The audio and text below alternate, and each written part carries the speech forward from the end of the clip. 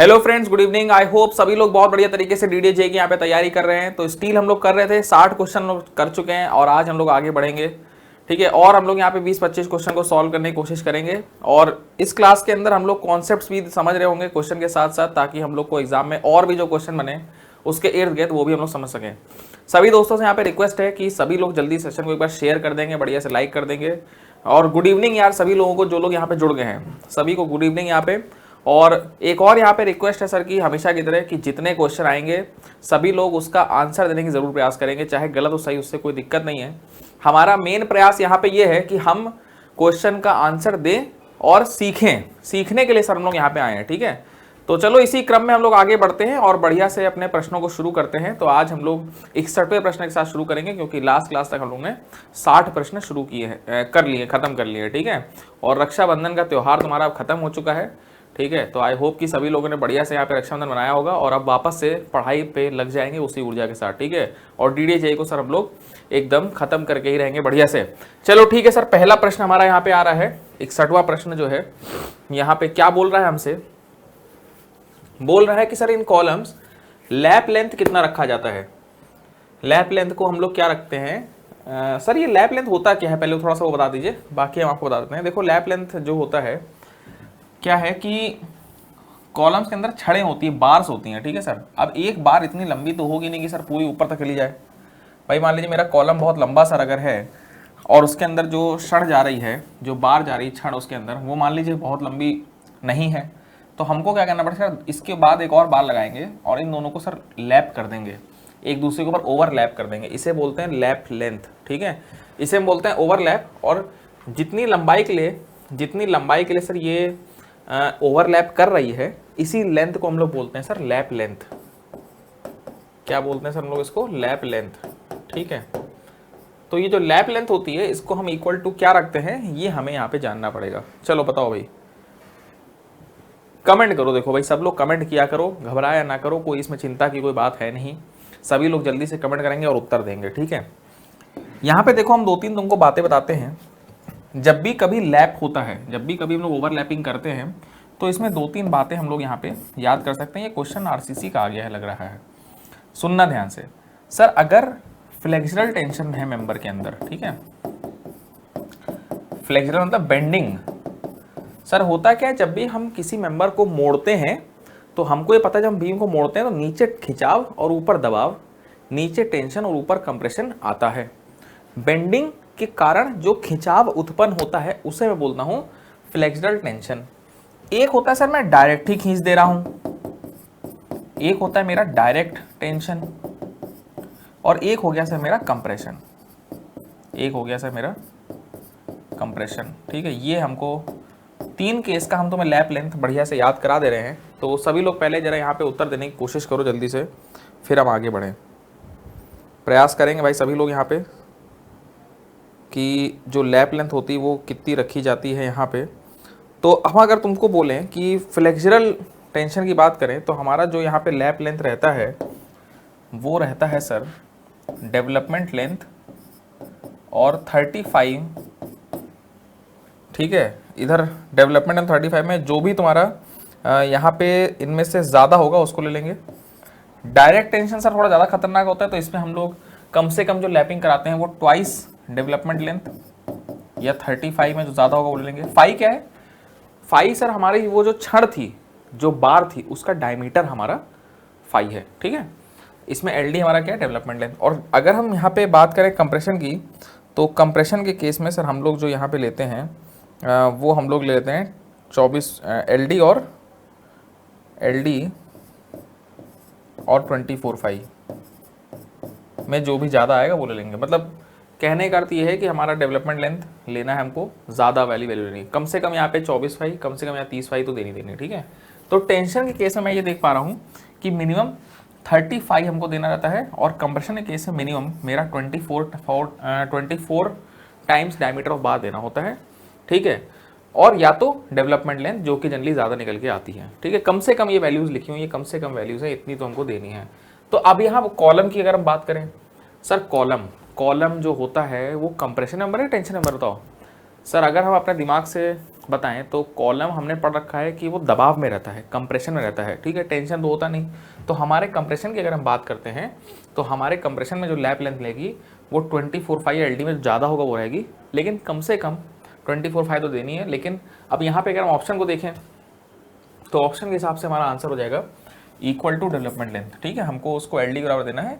और सीधी सी बात यह है कि but it should not be less than 24 times diameter of this bar, इतना लैपिंग हमारी यहाँ पे होनी चाहिए, ठीक है। तो फिलहाल ये आरसीसी का प्रश्न आ गया, लेकिन हमने कहा कि चलो कोई बात नहीं भाई, पढ़ रहे हैं तो ये भी देख लें, ठीक है। तो हमारा यहाँ पे उत्तर हो जाएगा कॉलम के अंदर लैप लेंथ हमारी should be equal to development length which should not be less than 24/5। तो पहला प्रश्न हमारा समाप्त हो गया है। अगर तुमको ये नहीं पता है तो इसको तुम चाहो तो लिख भी सकते हो या बढ़िया से स्क्रीनशॉट ले सकते हो यहाँ पे, ठीक है। और लैप लेंथ क्या होती है तुमने समझा दी, जब भी कॉलम की बार्स को ओवरलैप करना रहता है, मतलब भाई एक ही बार तो पूरे ऊपर कॉलम तक जा नहीं सकती है ना, तो हमको यहाँ पे ओवरलैपिंग थोड़ी सी करनी पड़ती है। चलिए सर अगला प्रश्न लेंगे। 62वां प्रश्न हमारा क्या बोल रहा है यहाँ पे, the best arrangement to provide unified behaviour. Unified मतलब हमारा कॉलम जो है वो एक सा बिहेव करे इन बिल्टअप स्टील कॉलम। बिल्टअप का मतलब यहाँ पे ये होता है कि हम जब कॉलम के अंदर एंगल को या चैनल सेक्शन को जोड़ के बनाते हैं, अलग अलग सेक्शंस को जोड़ के जब हम बनाते हैं, तो सर हमारा जो बेस्ट अरेंजमेंट है वो क्या होगा, हम उनको एक जैसा कैसे महसूस कराएं, यूनिफाइड बिहेवियर कैसे देखने को मिलेगा, वो सबसे बेहतर कब देखने को मिलेगा, जब हमने अपने कॉलम की जो इंडिविजुअल यूनिट्स हैं उनको लेसिंग के माध्यम से जोड़ा हो, बैटनिंग के माध्यम से जोड़ा हो, टाई प्लेट के माध्यम से जोड़ा हो, या परफोरेटेड कवर प्लेट के माध्यम से जोड़ा हो। तुम लोग बताओ भाई, कमेंट करेंगे, सभी लोग कमेंट करेंगे भाई, बिना कमेंट के यहाँ पे बात होगी नहीं, ठीक है। कोशिश करना है सबको यहाँ पे आंसर देने का, है ना, सभी लोग यहाँ कोशिश कर रहे हैं।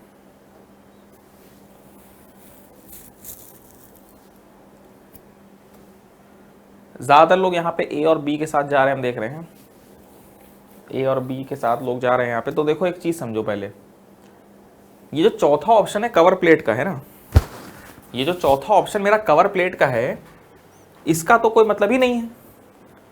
कवर प्लेट तो सर वैसे भी हम लोग तब देते हैं जब हम लोग बट जॉइंट बनाते हैं, तो उसके ऊपर सिंगल कवर या डबल कवर देते हैं, तो उसका तो कोई मतलब यहाँ पे है नहीं सर, है ना भाई। कवर प्लेट तो तुमको पता है ना, कवर प्लेट सर जैसे हम लोग जब बट जॉइंट देते हैं, जब सर हम लोग यहाँ पे बट जॉइंट देते हैं, ठीक है, तो बट जॉइंट जब हम लोग देते हैं सर, तो यहाँ पे तब हम लोग कवर प्लेट देते हैं सर इस तरीके से।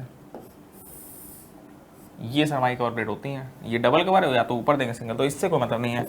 परफोरेटेड मतलब सर उसके अंदर हमारे थोड़े बहुत छेद रहते हैं, इससे कोई मतलब नहीं। सर हम लोग की जो फिलहाल ए ऑप्शन यहाँ पे एकदम इसका सही है। लेसिंग जो है सबसे बढ़िया तरीके से यहाँ पे बांधती है। हमारा लेसिंग हमने देख रखा है सर किस प्रकार का होता है। मान लीजिए आपका चैनल सेक्शन सर आपने दे रखा है, मान लीजिए सर आपका ये चैनल सेक्शन आपने दे रखा है सर बढ़िया से एकदम, ठीक है सर। सर चैनल सेक्शन आपने यहाँ पे देख रखा है बढ़िया से, आप सर देख सकते हैं यहाँ पे चैनल सेक्शन सर आपने दे रखा है। अब आपने सर यहाँ पे लेसिंग से इसको जोड़ दिया सर, लेसिंग से आपने इसको ये जोड़ दिया बढ़िया से, ये सर आपने लेसिंग से इसको जोड़ दिया बढ़िया से, ठीक है, ये हो गई हमारी लेसिंग्स, ठीक। और यहाँ पे सर हम लोग क्या कर सकते थे, बैटन भी लगा सकते थे, ये हमारे बैटन होते हैं। और एंड में जो प्लेट्स लगाई जाती हैं उसको हम लोग बोलते हैं टाई प्लेट्स। चाहे लेसिंग हो चाहे बैटन, एंड में हम लोग 2 प्लेट जरूर लगाएंगे कवर करने के लिए, ताकि यूनिफॉर्मिटी थोड़ी मेंटेन रहे, उसको हम बोलते हैं tie plate. Tie plates are always provided at ends, are always provided, ठीक है sir, always provided at the end, ठीक है, ये हम लोग एंड में देते हैं, तो ये ऑप्शन भी नहीं हो जाएगा। तो लेसिंग और बैटन में सर ज़्यादा अच्छा कौन है सर, लेसिंग हमारा ज़्यादा बेहतर होता है, ठीक है। इसमें सर क्या होता है, आपका जो शेयर डिफॉर्मेशन इफेक्ट होता है वो बैटन के मुकाबले कम होता है, ठीक है। अब शेयर डिफॉर्मेशन इफेक्ट जिसमें ज़्यादा होगा उसमें हमारा कॉलम थोड़ा कमज़ोर सा हो जाएगा, ठीक है। तो बैटन के केस में सर हमारा सीधी सीधी प्लेट्स रहती है, तो हमारा शेयर ज़्यादा डोमिनेट रहता है। अब यहाँ पे सर क्योंकि इंक्लाइन नंबर है, तो ये दोनों डायरेक्शन में बढ़िया से यहाँ पे आपको यूनिफाइड बिहेवियर देगा। हम ये लिख भी देते हैं कि शेयर डिफॉर्मेशन की अगर हम बात करते हैं, शेयर डिफॉर्मेशन की अगर हम बात करें, तो लेसिंग में शेयर डिफॉर्मेशन कम होता है एज़ कम्पेयर टू बैटन। इसी कारण से हमारा जो लेसिंग्स होती हैं वो एक बेहतर कह सकते हैं यूनिफॉर्मिटी या यूनिफाइड बिहेवियर यहाँ पे देती हैं। तो ये ऑप्शन यहाँ पे बेहतर हो जाएगा, ठीक है। इसी कारण से तुमको एक और बात बताते हैं, इसी कारण से हम लोग जब कॉलम यूनिफाइड कॉलम को सॉल्व करते हैं, जब हम लोग यहाँ पे बिल्टअप कॉलम की बात करते हैं, तो लेसिंग में तुम देखते होगे कि हम लोग इफेक्टिव लेंथ को 5% बढ़ा देते हैं। लेंथ को 5% बढ़ाने का मतलब यहाँ पे ये है कि कुछ प्रॉब्लम हो रही है तो लेंथ को थोड़ा बढ़ा के लो, है ना। प्रॉब्लम जो होती है लेंथ को बढ़ा के लेते हैं। तो तुमको ये पता होगा कि लेसिंग में हम लोग लेंथ को 5% बढ़ा देते हैं। कितने लोगों को ये बात पता है इफेक्टिव लेंथ निकालने के लिए। लेकिन बैटन के केस में सर हम लोग इसको 10% बढ़ा देते हैं। लेसिंग में 5% बढ़ाते हैं और बैटन में 10%। बैटन में 10% इसलिए बढ़ाते हैं क्योंकि बड़ी दिक्कत होती है यहाँ पे बैटन में शियर डिफॉर्मेशन इफेक्ट, एक नेगेटिव इफेक्ट क्योंकि थोड़ा ज़्यादा है, इसलिए हम यहाँ पे क्या करते हैं 10% लेंथ को बढ़ाते हैं, 10% लेंथ को बढ़ा देते हैं ताकि जो ओवरऑल स्ट्रेंथ हम निकालेंगे वो थोड़ी सी घट के आएगी, ठीक है, क्योंकि शियर डिफॉर्मेशन इफेक्ट यहाँ पे ज़्यादा है। तो ये थोड़ा ज़्यादा मजबूत होता है, इससे यहाँ पे 5% बढ़ाई जाती है लेंथ को, और जो थोड़ा ज़्यादा घटिया है सर उसमें 10% बढ़ाएंगे लेंथ को। ये तुमने पढ़ रखा होगा, ठीक है। चलिए ठीक है सर, तो लेसिंग ज़्यादा बेहतर है एज कम्पेयर टू बैटन, और टाई प्लेट्स हम लोग एंड में प्रोवाइड करते हैं, और कवर प्लेट का तो कोई मतलब यहाँ पे था ही नहीं। चलिए अगला प्रश्न हमारा यहाँ पे आ रहा है 63 प्रश्न हमारा यहाँ पे आ रहा है। क्या कह रहा है सर मेरा ये प्रश्न, क्या कह रहा है सर ये मेरा प्रश्न, देखते हैं जरा। आइए, this permissible in axial compression depends mainly upon, permissible stress हम बोल सकते हैं इसको। दिस परमिसिबल थोड़ा सा यहाँ गलत लिखा हुआ है, permissible stress in axial compression हम यहाँ बोलेंगे sir permissible stress in axial compression depends upon. बताओ भाई, हम लोग को कंप्रेशन मेंबर होता है उसके अंदर मैक्सिमम स्ट्रेस कितना आ सकता है, ये किस बात पे निर्भर करेगा, ये तुमसे पूछा जा रहा है।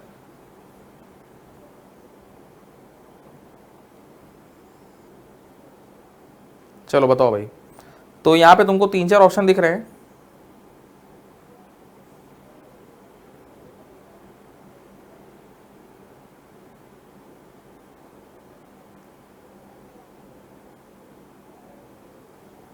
सर यहाँ पे हमको effective length, sectional area, radius of gyration, slenderness ratio दिखाई दे रहा है हमको। तो देखो हमारा जो कंप्रेशन मेंबर है उसकी जो कह सकते हैं ताकत है, जो उसकी स्ट्रेंथ है, वो यहाँ पे जो लिखे हुए इनमें सभी पे निर्भर करती है। एरिया क्या है, लेंथ क्या होगी, और रेडियस ऑफ गायरेशन क्या है। रेडियस ऑफ गायरेशन का मतलब तुम्हें पता ही है, ठीक है, कि हमारा जो एरिया है वो किस तरीके से डिस्पोज्ड ऑफ है अपनी न्यूट्रल एक्सिस के अबाउट, या ठीक है। चलो देखते हैं अभी। सर देखिए हमारी जो यहाँ पे ये जो आपका स्ट्रेस है ये डिपेंड करेगा 2-3 बातों पे, 2-3 बातों पर निर्भर करता है। पहला तो सर हमारी जो स्टील है उसका यील्ड स्ट्रेस क्या है, दूसरा सर इफेक्टिव लेंथ क्या है, ठीक है भाई। देखिए सर एक बात समझिए, इफेक्टिव लेंथ जितनी, देखिए आप हम यहाँ पे सभी से बताते हैं, और तीसरा हमारा radius of gyration r. Sir अगर आपका यील्ड स्ट्रेस ज़्यादा होगा, कोई ऐसी स्टील है जिसका यील्ड स्ट्रेस ज़्यादा है, तो हमारे सिग्मा भी ज़्यादा होगा। मतलब हम यहाँ लिख देंगे कि Fy का जो रिश्ता है सिग्मा के साथ वो डायरेक्ट है। मतलब हमारे कंप्रेसिव मेंबर की जो स्ट्रेंथ होगी वो Fy के प्रोपोर्शनल होगी। मतलब किसी स्टील का Fy अगर ज़्यादा है तो उसका स्ट्रेस भी ज़्यादा होगा, प्रोपोर्शनल बात है सर, ठीक है। लंबाई की अगर बात करें, लेंथ की बात करें, तो लेंथ में मामला उल्टा है सर, लेंथ में मामला हमारा उल्टा है। लेंथ अगर ज़्यादा होगी, बड़ा लंबा मेंबर होगा, तो वो जल्दी से मुड़ जाएगा। हम जब उसको दबाएंगे तो जल्दी मुड़ेगा, मतलब उसकी जो स्ट्रेंथ है वो कम आएगी सर। यहाँ पे लिखेंगे सर हमारी जो स्ट्रेंथ है सिग्मा AC, इसको हम लिख देते हैं परमिसिबल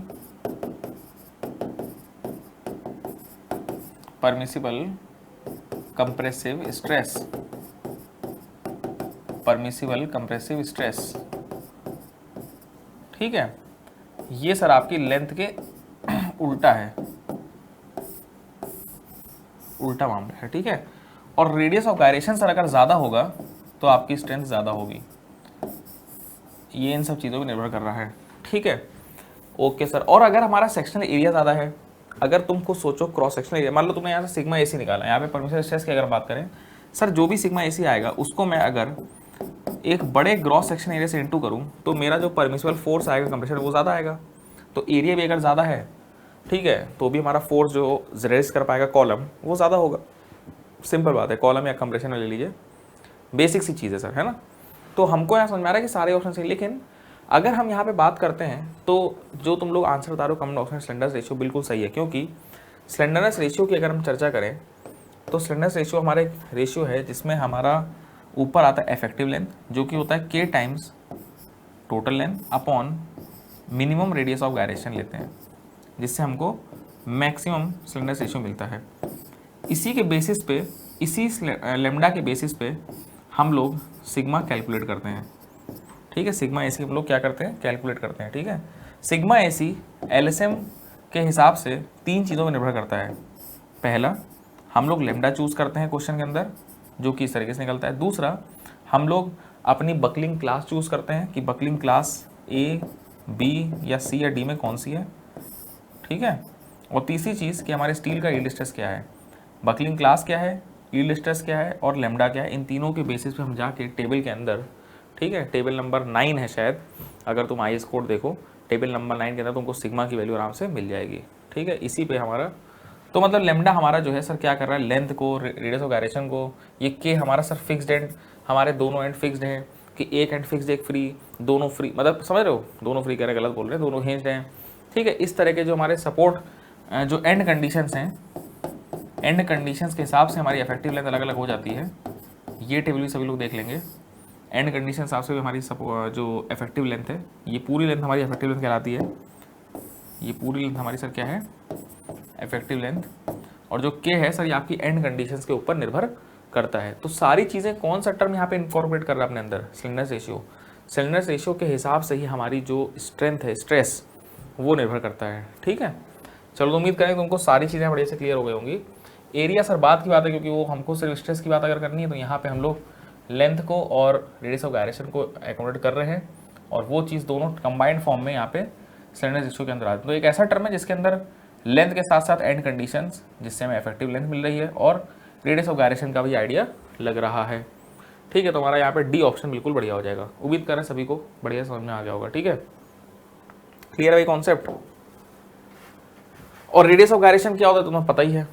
रेडियस ऑफ गायरेशन को नहीं पता है, वो फॉर्मूला हमारा क्या होता है, under root moment of inertia upon area. I is equal to AR square होता है ना, कि हमारा एरिया किस तरीके से डिस्पोज्ड ऑफ है फ्रॉम द एक्सिस। जितना एक्सिस से मेरा एरिया दूर होगा, जितना एक्सिस से मेरा एरिया दूर होगा, उतना ही सर उसकी जो क्षमता होगी बेंडिंग के खिलाफ वो ज़्यादा होगी, ठीक है। आर जितना ज़्यादा उतना ही कम वो मुड़ेगा सर, उतना कम ही वो बेंडिंग करेगा। चलो अगला प्रश्न हमारा आ गया है।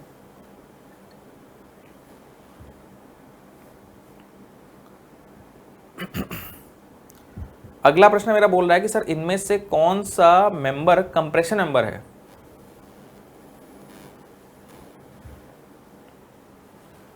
कौन सा मेंबर इनमें से कंप्रेशन मेंबर है, बताओ जरा, कमेंट करो, जल्दी जल्दी कमेंट किया करो भाई, फटाफट कमेंट किया करो। कौन सा मेंबर इनमें से मेरा कंप्रेशन मेंबर है। जो आखिरी टाई लिखा है, देखिए टाई का मतलब ही है अपना टेंशन मेंबर सर, वो तो वैसे ही यहाँ पे खारिज हो जाएगा ऐसे ही। तो टाई तो सर वैसे भी हमारा नहीं होना है। ये गर्ट क्या होता है, ये पर्लिन क्या है सर, बूम क्या है। तुम लोगों ने बीम्स चैप्टर पढ़ा है कि नहीं पढ़ा है कभी। स्टील के अंदर बीम्स चैप्टर, स्टील बीम जो बनती हैं, अगर तुम वो चैप्टर पढ़ो तो उसमें तुमको काफ़ी आइडिया लगेगा।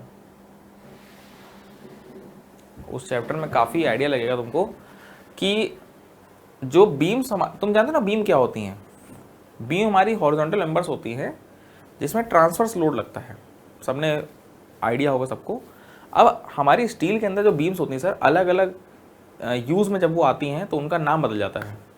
अब जैसे फॉर एग्जाम्पल हम बात करते हैं, मान लीजिए हम यहाँ पे पर्लिन की चर्चा करें, ठीक है सर। पर्लिन हमारा जो है, पर्लिन जो हमारा यहाँ पे रूफ के ऊपर रहता है सर, रूफ ट्रस जो होती है उसमें पर्लिन हमारा लंबा मेंबर होता है हॉरिजॉन्टल।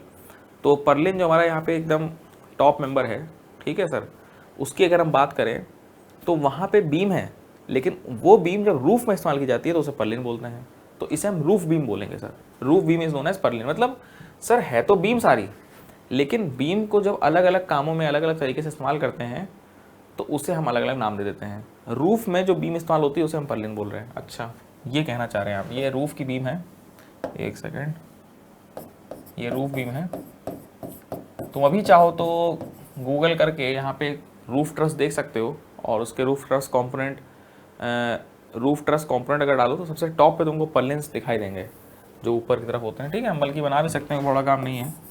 ये तुम्हारी जो रूफ ट्रसेस होती हैं इसमें तुम्हारे लंबे लंबे मेंबर्स आते हैं, यही पर्लिन है यार, यही तुम्हारे पर्लिन्स कहलाते हैं। ठीक है, बाकी ये तुम्हारे इंडस्ट्रियल रूफ्स हैं। चलिए ठीक है सर।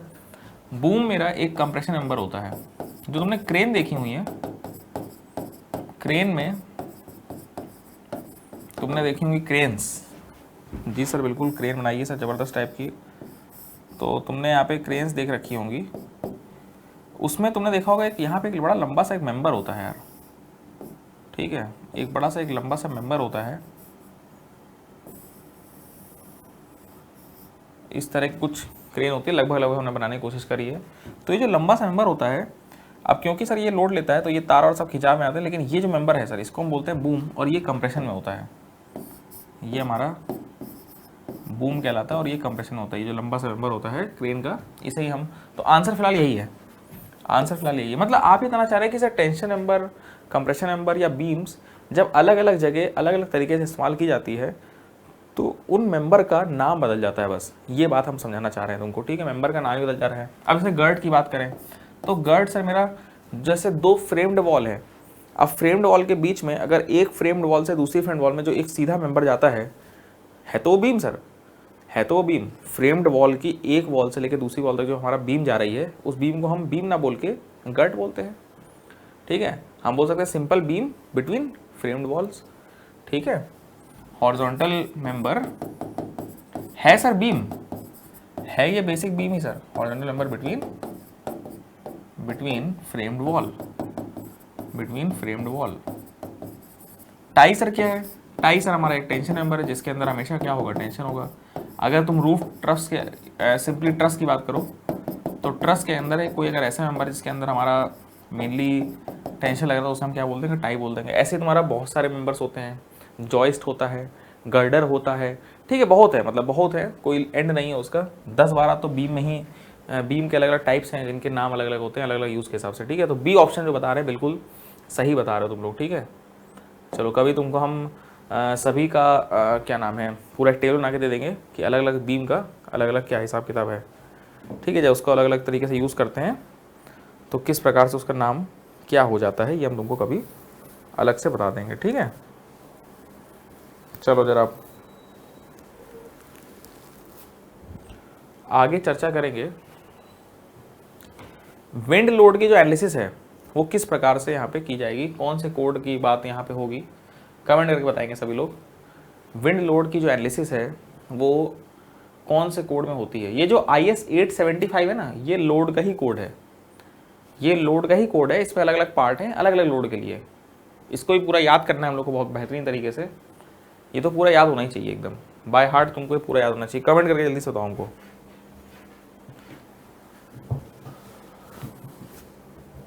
जल्दी से कमेंट करेंगे सब लोग।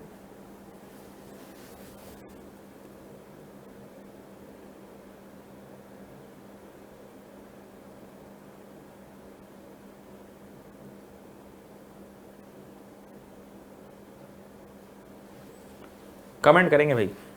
देखिए सर ऐसा है, IS 875 की अगर हम बात करें तो ये है लोड्स का कोड। ठीक है, अब इसका देखिए सर 5 पार्ट है, 5 पार्ट है सर। पहला जो पार्ट है, दूसरा जो पार्ट है, इसको हम एक तरीके से तुमको याद करा रहे हैं, समझो 5 पार्ट है सर। सर इसको हम ऐसे कर लेंगे, ड्यू SS, ऐसे इसको याद कर लो, ड्यू SS करके। हमने जैसे ड्यू SS कर रखा है वैसे तुम ड्यू SS करके इसको याद कर सकते हो। अब जरा इसका फुल फॉर्म लिख दिया जाए सर। आइए, डी का मतलब हमारा डेड लोड, जो पार्ट 1 है वो हमारा डेड लोड से जुड़ा हुआ है। आई का मतलब तो कमेंट में, चलो आई का मतलब कमेंट बॉक्स में बताएंगे। आई मतलब हमारा लाइव लोड, इम्पोज लोड। तो हम सोच रहे हो सर आई से लाइव लोड कैसे होगा, ये बात नहीं समझ में आ रही। अरे कुछ नहीं, ये हमारा इम्पोज लोड हो गया। डब्ल्यू का मतलब सर ऑब्वियसली विंड लोड, और यही प्रश्न भी है पूछ रहा है विंड लोड का कोड कौन सा है, तो पार्ट 3 है, पार्ट 3 मतलब डी ऑप्शन हमारा यहाँ पे सही हो जाएगा। भाग 3 जो हमारा है आई सेट से जुड़ा है वो हमारा विंड लोड से जुड़ा हुआ है। अब जैसे विंड के हमने एक लास्ट क्लास के अंदर तुमको विंड का बताया था कोफिशिएंट, हमने विंड का प्रेशर बताया था, याद करो फॉर्मूला बताया था 0.6 VZ²। VZ मेरा सर क्या था, जिसमें आपका K1 K2 K3 याद आ रहा है, रिस्क फैक्टर, टेरेन फैक्टर और टोपोग्राफ फैक्टर तीनों आते थे। ये सारी बातें दी कहाँ गई हैं, ये सारी बातें आपकी यहीं पे दी गई हैं IS 875 पार्ट 3 के अंदर। ये सर आपका स्नो लोड और ये आपका special load, snow load special load. एक बार इसको आप देख लें, ये इसको उल्टा ना लिख दिया हमने कहीं, वैसे बताया तो हमने लगभग सही है, सब याद हमको है। एक बार फिर भी चेक कर लेना चाहिए क्योंकि गलत नहीं होना चाहिए कुछ भी भाई, है ना। चेक करने में कोई बुराई नहीं है, एक सेकंड रुक जाओ। स्नो और स्पेशल लोड, तो ये पांचों तुम ड्यू एसेस करके याद कर लो, कोई बिना टेंशन के। हाँ स्नो और स्पेशल सही है एकदम, ठीक है। नेट पर सर्च करा भी तो एकदम सही आ रहा है, पार्ट 4 स्नो लोड है, तो ड्यू एसेस करके याद कर लें। चलिए सर हमारा 65वां क्वेश्चन जो है हो गया है और हमने याद भी कर लिया जैसा आपने बताया। अब हम लेंगे 66 क्वेश्चन। 66 क्वेश्चन हमारा यहाँ पे आ रहा है।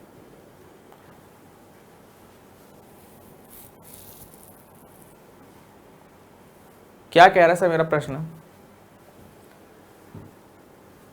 चलिए दिमाग लगाते हैं sir. Which of the following is the correct statement in beam to column connection in steel construction if torsion is permitted at the ends of simply supported beam by not providing the cleats। देखो ऐसा है, थोड़ा सा हमें लग रहा है ये टफ क्वेश्चन लग रहा होगा तुम्हें, लेकिन बहुत टफ भी नहीं है।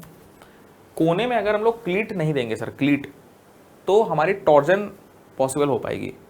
हमारी जो बीम है वो ट्विस्ट हो, टॉर्जन तो समझते हो ना यार, टॉर्जन से मेरा क्या होता है, ट्विस्टिंग। टॉर्जन सिंपली कैसे मेरी ट्विस्टिंग होती है। तो अगर हम बीम में, अब हमारी बीम है सर वो जाके कॉलम में जुड़ेगी, ये बीम जाके कॉलम में जुड़ती है, हमने वहाँ क्लीट नहीं दी तो वो टॉर्जन कर पाएगी। तो यहाँ ये लिखा है कि हम टॉर्जन को परमिट होने दे रहे हैं एंड्स पे, सिंपली सपोर्ट बीम के एंड पे हम यहाँ पे टॉर्जन को परमिट कर रहे हैं, क्लीट ना लगा के। क्लीट नहीं होगी तो हमारा टॉर्जन होगा, यहाँ लिख देते हैं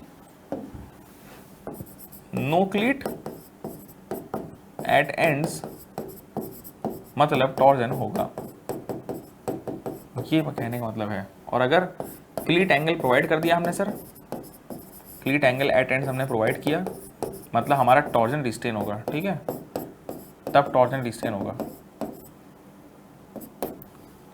तो जैसा तुम यहाँ पे देख सकते हो कि अपनी सिंपली सपोर्टेड बीम है सर,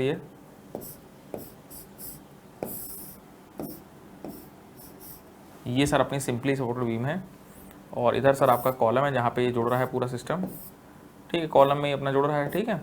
तो जहाँ पे आके जुड़ रहा है सर, यहाँ पे हमने कोई क्लीट एंगल नहीं दिया है, कोई क्लीट एंगल सर हमने यहाँ पे नहीं दिया है जिससे ये रिस्टेन हो सके, समझ रहे हो। अगर यहाँ पे तुम एंगल दे रहे हो ये,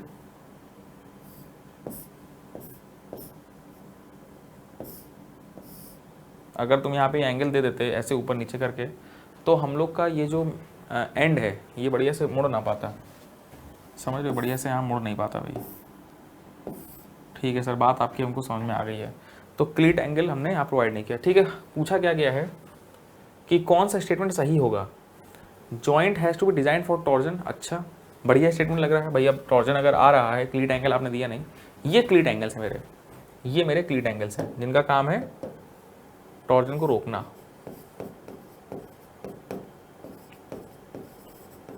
ठीक है। तो ठीक है सर, पहला सही लग रहा है, joint has to design for torsion, बढ़िया लग रहा है। Effective length of the beam increases by 20%, बिल्कुल सही। बीम की लंबाई जो है उसकी लेंथ को हम लोग 20% बढ़ा देंगे, ये रूल है, कोडल प्रोविजन है, simple. Permissible bending stress is increase by 10। देखो दो चीज़ कर सकते हैं, लेंथ बढ़ा के परमिसिबल स्ट्रेस कम नापो, या परमिसिबल बेंडिंग स्ट्रेस को ही तुम यहाँ पे 10% बढ़ा दो। नहीं, तुम खुद सोचो, अगर टॉर्जन परमिट करेंगे तो मेरी बीम कमज़ोर होगी, तो हम जो स्ट्रेस है उसको बढ़ाएंगे कम करेंगे, ऑब्वियसली। अब हम अगर पहले स्ट्रेस 100 तक लगा सकते थे, अब क्योंकि टॉर्जन आ गया तो बीम आपकी और कमज़ोर हो जाएगी, तो अब आप 100 तक नहीं, आप सिर्फ 90 तक ही फोर्स लगाइए। नहीं समझ पा रहे हो बात, क्योंकि बीम तो कमज़ोर हुई है ना टॉर्जन से, तो बढ़ेंगे थोड़ी, हम परमिसिबल बेंडिंग स्ट्रेस को बढ़ाएंगे नहीं, ये तो बात बिल्कुल गलत हो जाएगी सर, ठीक है। और लास्ट बोल रहा है कि इफेक्टिव लेंथ रिमेन सेम, ऐसा बिल्कुल नहीं है। इफेक्टिव लेंथ को हम लोग 20% यहाँ पे बढ़ा देते हैं। तो एक केस है जो तुम्हें याद करना है, एक केस है जो तुमको यहाँ पे याद करना है कि इफेक्टिव लेंथ का चेंज किया जाता है और जॉइंट टॉर्जन डिजाइन करेंगे, ऐसा कुछ यहाँ पे प्रोविजन कोड में नहीं है। तो ये हमारा हो गया सर 66 क्वेश्चन। 67 बोल रहा है अब, 67 क्वेश्चन मेरे स्क्रीन के ऊपर आ गया है। क्या बोल रहा है सर ये प्रश्न? To ensure that compression flange of a beam is restrained from moving laterally. जो बीम होती है उसमें जो ऊपर वाला फ्लैंज होता है वो कंप्रेशन है। लोड अगर ऊपर से लगता है तो ऊपर कंप्रेशन आता है, तो पता ही सबको, और नीचे टेंशन होता है। तो ऊपर वाला जो फ्लैंज है वो साइड में मूव ना करे। लेटरली का मतलब क्या है? जो लेटरली शब्द है इसका क्या मतलब है? साइडवेज। ठीक है, तो हमारा क्रॉस सेक्शन कैसा होना चाहिए? थोड़ा सा डायग्राम से अगर तुमको हम समझा दें तो तुमको ज़्यादा बेहतर समझ में आएगा। जैसे तुम ये देखो, थोड़ा गंदा बन रहा है, रुको एक सेकेंड।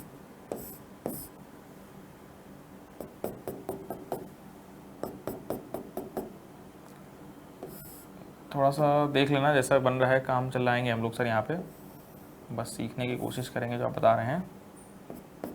नीचे तो चलो पूरा जोड़ ही देते हैं। ये हमारा एक आई सेक्शन है, ठीक है, सिंपल आई सेक्शन, एकदम बढ़िया आपने बना दिया सर, समझ में आ रहा है। अब मान लीजिए ऊपर से हमने लोड लगाया तो बीम हमारी जब मुड़ेगी तो सर नीचे जो है इसमें टेंशन आएगा, समझ रहे हैं आप, और ऊपर आपका कंप्रेशन आएगा। अब जब ऊपर सर कंप्रेशन आता है तो होता पता है क्या है? बस एक दिक्कत यहाँ पे ये होती है कि जो आपकी बीम है ये आपकी साइड में मुड़ जाती है। अब ये फ्लैंज हमारा कुछ इस प्रकार से हमको देखने को मिलेगा, ठीक है, थोड़ा ध्यान देना। कैसे बनाएं, गंदा हो जाएगा यार जरा।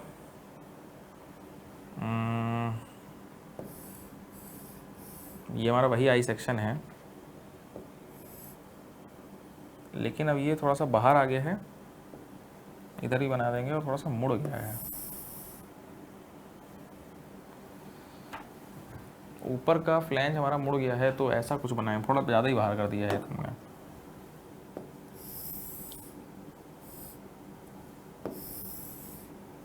गंदा, बहुत ही गंदा। उत्तम डायग्राम बनाना है सर हम लोग को। नीचे वाला तो सीधा ही है, नीचे वाला सर अपना सीधा हिसाब किताब है, नीचे की टेंशन। तो यहाँ पे तुमको थोड़ा डायग्राम देखो, लग रहा होगा कि नीचे का जो फ्लैंज है सर वो सीधा रहा, लेकिन आप देख सकते हैं ऊपर का थोड़ा सा मुड़ गया है। ऊपर का फ्लैंज बाहर आ गया, थोड़ा सा मुड़ गया है कि नहीं, मुड़ा है कि नहीं बताओ? तो ये जो मोड़ने को दिखा है ऊपर का फ्लैंज, कंप्रेशन फ्लैंज जो मुड़ गया है, इसे ही हम बोलते हैं सर क्या?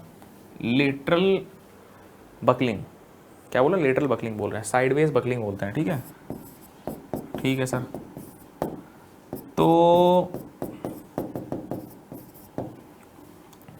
सर देखिए, जितना आपका अब यहाँ बोल रहा है कि कंप्रेशन फ्लैंज रिस्ट्रेन रहे साइडवेज बकलिंग से, मतलब ना मुड़े, तो उसके लिए हम पतला मेंबर देंगे। सर देखिए, पतला मेंबर, स्लेंडर मेंबर, ये सब देंगे तो भाई जल्दी मुड़ जाएगा, जल्दी मुड़ जाएगा, है ना। आपके जो क्रॉस सेक्शंस होते हैं कि सेमी कॉम्पैक्ट है, कि कॉम्पैक्ट है, कि प्लास्टिक है, या क्या बोल रहा है, स्लेंडर है या कॉम्पैक्ट है, आपके जो भी सेक्शंस है ये आपके सब गवर्न होते हैं विड्थ टू थिकनेस रेशियो से। ये सब गवर्न होते हैं विड्थ टू थिकनेस रेशियो से, मतलब B/TF रेशियो, B/T रेशियो से। मेंबर की थिकनेस अगर बहुत कम होगी तो बकलिंग ज़्यादा होगी, तो लोकल बकलिंग सर आपकी ज़्यादा होगी। अब प्लास्टिक सेक्शन जो होता है सर उसका B/T रेशियो सबसे ज़्यादा होता है, ठीक है, थिकनेस कम बकलिंग ज़्यादा, थिकनेस कम बकलिंग ज़्यादा और विड्थ ज़्यादा, तो हाँ सही है। हाँ, तो जो आपका प्लास्टिक सेक्शन है सर उसका आपका उसमें आपको बकलिंग सबसे कम देखने को मिलेगी, क्योंकि सर वो बड़ा स्ट्रॉन्ग मेंबर होगा। देखिए सर, आपका जितना स्लेंडर, जितना पतला मेंबर होगा, जिसकी थिकनेस जितनी कम होगी, है ना, थिकनेस जितनी कम होगी, ठीक है, तो हमारा जो सर आप देखेंगे B/T रेशियो की अगर हम बात करें तो प्लास्टिक सेक्शन होता है उसकी B/T सबसे कम होगी, तो उसमें बकलिंग सबसे कम देखने को मिलेगी क्योंकि उसका B/T रेशियो सबसे कम होगा। फिर सर आपका होता है सर कॉम्पैक्ट, फिर आपका होता है सर सेमी कॉम्पैक्ट, और लास्ट में मेरा होता है कॉम्पैक्ट, और सॉरी स्लेंडर। कॉम्पैक्ट तो लिख दिया ना यहाँ पे, स्लेंडर लिखेंगे। कहने का अर्थ ये है कि ये हमने बी बाई टी को अरेंज किया है। ये जो आपने वैल्यूज़ लिखी हुई है सर, ये आपने लिखी है बी बाई टी की। तो बी बाई टी क्योंकि प्लास्टिक का सबसे कम है, तो बी बाई टी सबसे कम है, तो बकलिंग सबसे कम किस में होगी सर? बकलिंग सबसे कम किस में होगी सर? प्लास्टिक में। फिर कॉम्पैक्ट सेक्शन जो होगा उसमें सर बकलिंग और ज़्यादा होगी, सेमी कॉम्पैक्ट में और ज़्यादा, सिलेंडर में और ज़्यादा। तो जितना मेंबर हमारा पतला होता चला जाएगा, थिकनेस इतनी कम होती चली जाएगी, थिकनेस जितनी कम होती चली जाएगी, या कह सकते हैं विड्थ जितनी बढ़ती चली जाएगी, मतलब ये रेशियो जितना बढ़ता चला जाएगा उतना ही बकलिंग की संभावना आपकी बढ़ती चली जाएगी। ठीक है, पतले मेंबर सब जल्दी मुड़ते हैं, ये बात हमको यहाँ मोटी मोटी समझ में आ रही है। विड्थ जिन मेंबर की बहुत लंबी होती है वो ज़्यादा मुड़ते हैं, ये बात हमको यहाँ समझ में आ रही है। ठीक है, साइड में मुड़ते हैं। तो हमारा जो सही उत्तर हो जाएगा वो यहाँ पे डी ऑप्शन हो जाएगा कि भाई अगर हमको लेटरल बकलिंग नहीं करनी है, साइड में नहीं मोड़ना है, तो मुझे यहाँ पे प्लास्टिक मेंबर देना पड़ेगा, क्योंकि उसकी विड्थ कम है, थिकनेस ज़्यादा है। विड्थ कम होती है और थिकनेस ज़्यादा होती है, जिससे बकलिंग की संभावना घटती है। ठीक है, तुम खुद ही सोचो, यहाँ पे तुमको अगर हम बोलें ये मेरा एक आई सेक्शन है, ठीक है, और एक मेरा ये आई सेक्शन है, तो जाहिर सी बात है, देखो ये क्योंकि पतला है, पहले तो ये पतला है और इसकी जो ये डिस्टेंस मान लो ज़्यादा है, तो सर इसकी डिस्टेंस कम है विड्थ, और दूसरी चीज़ की थिकनेस ज़्यादा है, तो ये आपका कम मुड़ेगा, ये जल्दी मुड़ जाएगा, है ना, इसकी बकलिंग चांसेस ज़्यादा है। बस यही बताना चाह रहे हैं। तो ये प्लास्टिक है तुम्हारा और ये सिलेंडर है, ऐसा समझ सकते हैं। तो डी ऑप्शन हमारे यहाँ पे बिल्कुल बढ़िया तरीके से सही हो जाएगा। ठीक है, क्लियर। 67 क्वेश्चन बहुत बढ़िया तरीके से हमने समझा दिया है। चलिए सर अगला प्रश्न 68 प्रश्न मेरा आ गया है स्क्रीन के ऊपर।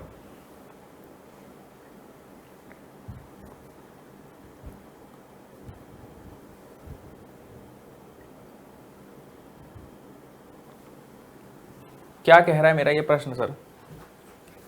इस प्रश्न के अंदर हमको क्या समझ में आ रहा है, in case of unstiffened seat connection, seat connection तो हमने दिया है लेकिन उसमें स्टिफनिंग नहीं करी। The minimum bearing length of angle is decided by considering the, भाई सीट कनेक्शन है तो मोमेंट की बात होती है, सीधी सी बात है। वेब क्रिपलिंग से क्या मतलब सर? वेब क्रिपलिंग से कोई मतलब ही नहीं है। लेटरल बकलिंग ऑफ बीम भी तुमको समझाया हमने पीछे जस्ट, इससे कोई मतलब नहीं। वेब क्रिपलिंग कब होती है?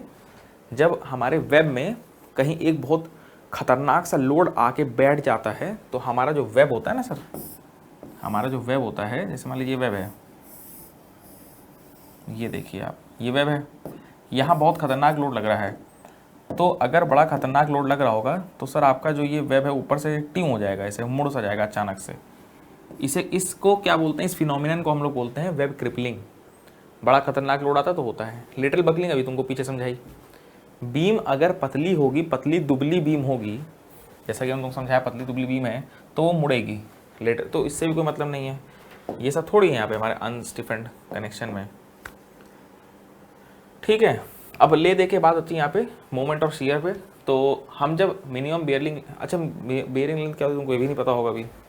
बेयरिंग लेंथ क्या होता है तुमको बताते हैं, डायग्राम बनाते हैं यहाँ पे। देखो ऐसा है, जो हमारा कॉलम होता है यहाँ पे हम लोग सीट देते हैं, सीट, एक सीट यहाँ दी जाती है और एक इधर भी सीट दी जाएगी। ठीक है, इसी लेवल में एक सीट यहाँ भी दी जाएगी। इस सीट पे हम लोग बीम को रख देते हैं, इस सीट पे हम लोग यहाँ पे अपनी आई बीम बैठा देते हैं। ठीक है, आई बीम बैठा दी, तो ये जो लेंथ तुम देख रहे हो जिस पे हमारी बीम रखी जा रही है, इसी लेंथ को बोलते हैं बियरिंग लेंथ, इस लेंथ को बोलते हैं बियरिंग लेंथ। और ये जो बियरिंग लेंथ कैलकुलेट होती है, ये बीम के अंदर कितना मूवमेंट है उससे निर्भर करता है। बीम के अंदर कितना मूवमेंट है उस पर निर्भर करेगा ये बात। ठीक है, शियर से कोई मतलब नहीं है। ठीक है, शियर से कोई मतलब नहीं। शियर जो भी आएगा सर, जो फोर्स यहाँ पे वर्टिकल आएगा, वो उसके हिसाब से सर हम लोग यहाँ पे कितने बोल्ट हमें देने हैं वो निर्भर होगा। ठीक है, तो हमारा यहाँ पे मूवमेंट इन बीम आंसर हो जाएगा। बाकी लेटरल बकलिंग और क्रिपलिंग वगैरह से कोई मतलब नहीं। क्रिपलिंग तो सर आपकी वहाँ पे होगी सर जहाँ पे मान लीजिए लोकल लोड लग रहा है, तो इसके नीचे जो आपका मतलब वेब है वहाँ पे मुड़ने की संभावना आपकी बनेगी। ठीक है, तो आई होप तुमको बात बढ़िया समझ में आ गई होगी। बी ऑप्शन तुम इसका यहाँ पे याद कर सकते हो। ठीक है, याद भी कर सकते हो, कोई दिक्कत नहीं, हमने जितना हो पाया हमने समझा दिया यहाँ पे तुमको। ठीक है, तो कम से कम इसकी जो ये देखो बियरिंग मतलब ये लेंथ जिस पे हमारी बीम रखी हुई है। ठीक है, सीट कनेक्शन का वो लेंथ जो कम से कम हमें देना ही देना है वो। अब मोमेंट सर मेरा मान लीजिए मेरी बीम है, इसमें मोमेंट बहुत ज़्यादा है, मोमेंट ज़्यादा होगा तो हमको ये लेंथ बढ़ानी पड़ेगी। ठीक है, ज़्यादा लेंथ तो ज़्यादा देर तक बैठाएं, ज़्यादा लंबी दूरी तक उसको हम बीम को बैठाएंगे। ठीक है, कम मोमेंट तो कम दूरी तक उसको बैठाएंगे। ठीक है, आसान चीज़ है सर, मोमेंट पर निर्भर करता है। ये बड़ा जबरदस्त क्वेश्चन है यार, हिट क्वेश्चन है, ये बहुत एग्जाम पूछा सकता है। बताओ जरा, gantry girder are designed to resist कौन कौन से forces? Gantry girder are designed to resist कौन कौन से फोर्सेस? कमेंट करके बताएंगे सभी लोग।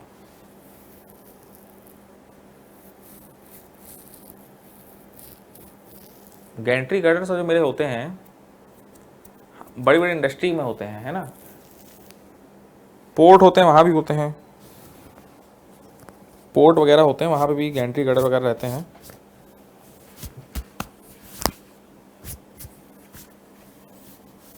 अगर हम बात करें तो देखो गैंट्री गर्डर में सर क्रेन रहती है एक तरह से, है ना। गैंट्री गर्डर सर आपकी एक क्रेन रहती है, उसमें कई प्रकार से मूवमेंट देखने को मिलता है।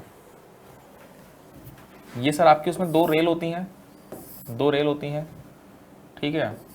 ये आपके पहिए मान लीजिए, इधर सर आपकी एक ये पूरी एक ट्रॉली रहती है, और यहाँ बीच में हमारा एक क्रैब रहता है, और इससे लटका रहता है हमारा क्या, हैंगर, ठीक। ये हमारी सर रेल है, ये रेल है सर अपनी।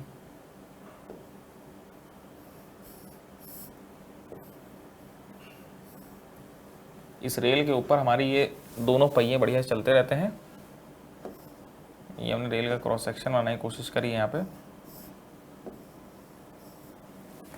ठीक है। तो अब देखिए सर, हमारा जो ये गैंट्री गर्डर है ये लॉन्गिट्यूडनली मूव करती है।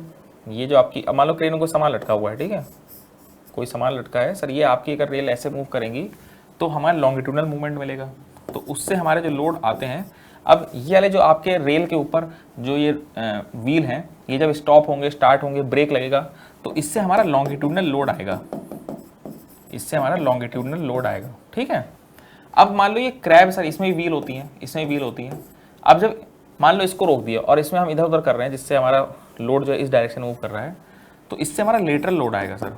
जब क्रैब, इसको क्रैब बोलते हैं, इसको क्रैब बोलते हैं सर, ये जब इधर उधर मूव करती है तो हमारा लेटरल लोड देखने को मिलता है। और तीसरा लोड ऑब्वियसली जो हमारी धरती माँ लगा रही है इस वेट के ऊपर, वो हमारा, तो एक सर आपका हो गया लेटरल लोड जो इस डायरेक्शन में, एक हो गया लॉन्गिट्यूडनल जो इस डायरेक्शन में है, और एक नीचे क्यों लग रहा है जैसे हम ग्रेविटी लोड बोल रहे हैं। और तीनों ही लोड सर एक दूसरे के, तीनों ही लोड एक दूसरे के सर क्या है, सभी लोड एक दूसरे के परपेंडिकुलर हैं, लेकिन तीनों ही लोड यहाँ पे हमको देखने को मिल रहे हैं। वर्टिकल लोड्स भी देखने को मिल रहे हैं सर, आपका लॉन्गिट्यूडनल भी देखने को मिल रहा है, और क्रैब की वजह से लेटरल भी देखने को मिल रहा है। तो हमारा जो ऑप्शन हो जाएगा, सभी लोग सही बता रहे हैं, ये बहुत कॉमन क्वेश्चन है गैंट्री गर्डर का जो एग्जाम में पूछा जाता है, सी ऑप्शन बिल्कुल सही है। चलिए सर अगला प्रश्न लेंगे हम लोग। गैंट्री गर्डर में आपने बता दिया किस तरीके से सामान पूरा मूव हो रहा है, लॉन्गिट्यूडनली, लेटरली, सब हमने यहाँ पे देख लिया है, ठीक है। चलो कमेंट करो भाई। अगला 70वां प्रश्न बोल रहा है कि सर जो मेरी टंग प्लेट होती है उन्हें कहाँ प्रोवाइड करते हैं स्टील गर्डर में, ये प्रश्न है मेरा। टंग प्लेट्स को कहाँ प्रोवाइड करते हैं स्टील गर्डर में? गर्डर तो जानते ही होगे, नहीं जानते हो? क्या पता बहुतों को गर्डर ही ना पता हो। गर्डर जिनको नहीं पता थोड़ा बता देते हैं ताकि कंफ्यूजन ना हो। सर हमारी जो बड़ी बड़ी बीम होती है, बड़ी भारी बीम, देखिए बीम की एक सीमा है भाई, इंडस्ट्री में जो बीम बनती है उसका एक साइज़ की लिमिट है।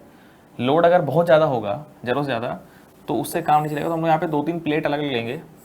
ये मेरी एक फ्लैंज प्लेट सर, ये मेरी दूसरी फ्लैंज प्लेट, और यहाँ पे सर हमने एक और प्लेट ली, उसको हमने वेब बना दिया।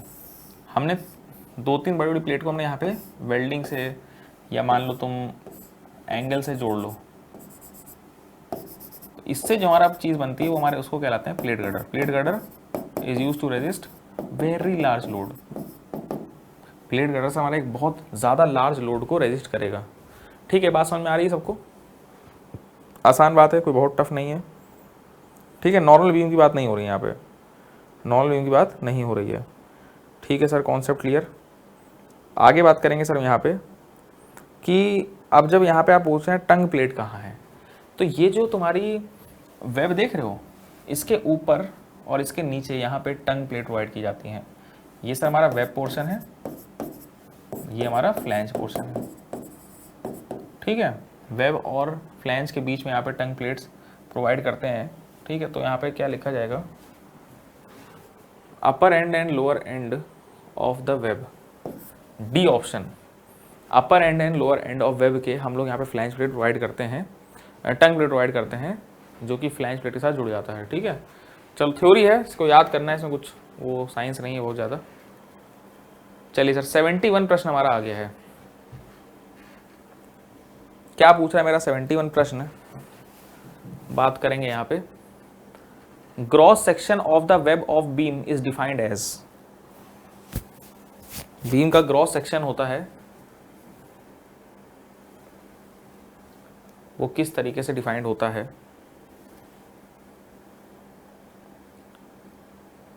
क्या हम बीम की डेप्थ को मल्टीप्लाई करते हैं उसके वेब से, या फ्लैंज की विड्थ को मल्टीप्लाई करते हैं वेब की थिकनेस से। ऑप्शन सी कह रहा है सम ऑफ फ्लैंज विड्थ या depth and depth of beam multiplied bye thickness, और आखिरी है नन ऑफ दीज। बताओ, कमेंट करेंगे भाई सब लोग जल्दी से।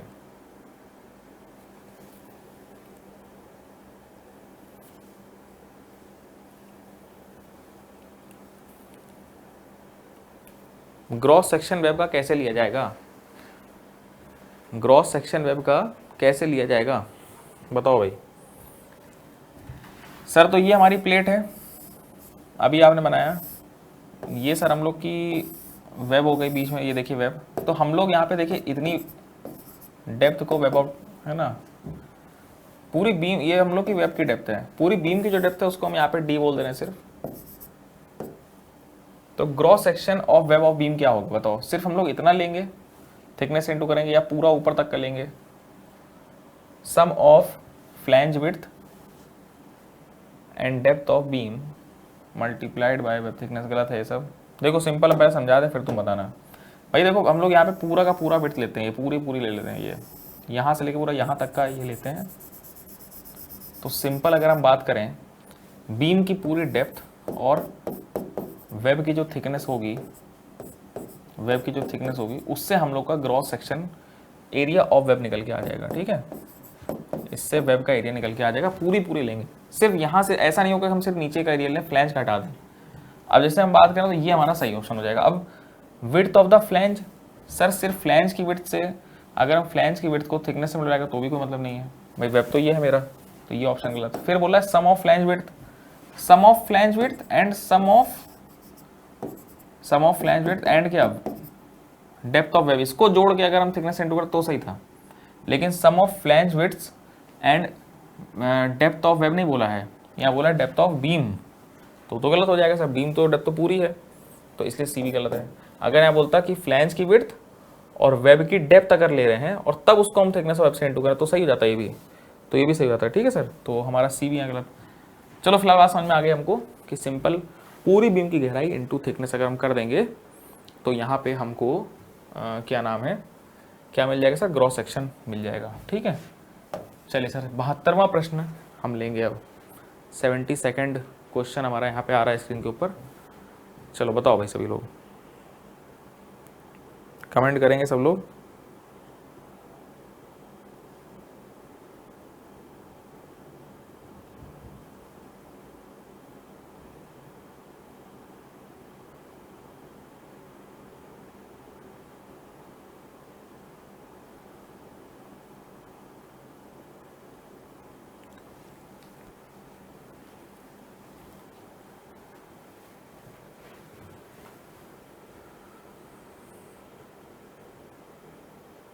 हाँ, तो क्या बोल रहा है प्रश्न हमारा, web crippling generally occur at the point. ये देखो बात हो चुकी है अभी, जस्ट अभी तुमको हमने समझाया था कि वेब क्रिपलिंग कहाँ पे होगी सर, जहाँ पे भी कहीं मेरा कंसंट्रेटेड लोड होगा,